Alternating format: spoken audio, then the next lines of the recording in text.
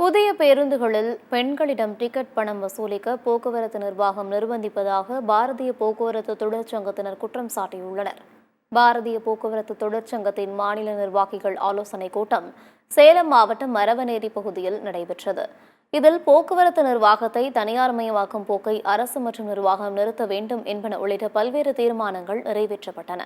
இதைத் தொடர்ந்து தொழிற்சங்கத்தின் பொதுச் செயலாளர் பாலன் செய்தியாளர்களை சந்தித்தபோது, இலவச பயணம் என்று கூறிவிட்டு தற்பொழுது பேருந்துகளில் பெண்களுக்கு டிக்கெட் வசூலிக்க போக்குவரத்து நிர்வாகம் நிர்பந்திப்பதாக கூறினார்.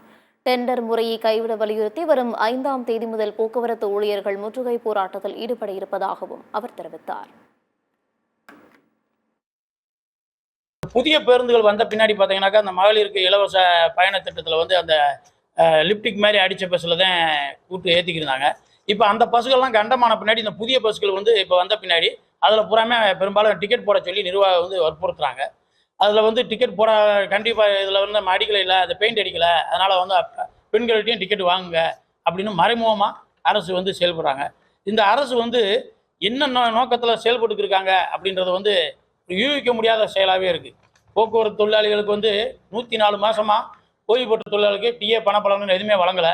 முதல்வர் என்ன சொன்னார்னாக்கா, 70வது மாதம் இருக்கும்போது தேர்தல் பரப்புரையில் சொன்னார், நாங்கள் ஆட்சிக்கு வந்த நேரம் நீங்கள் எங்களுக்கு வாக்களிச்சிங்கன்னா 100 நாளில் போக்குவரத்து தொழிலாளர்கள் கோரிக்கையெல்லாம் நாங்கள் நிறைவேற்றுவோம் அப்படின்னு சொன்னார். ஆனால் இன்றைக்கி 1000 நாட்களை கடந்து போயும் கூட போக்குவரத்து தொழிலாளர்கள் பாவப்பட்டவர்களாகவே இருக்காங்க. அவங்கள பற்றி இந்த அரசு எந்த விதமான இதுவும் கண்டுக்கல.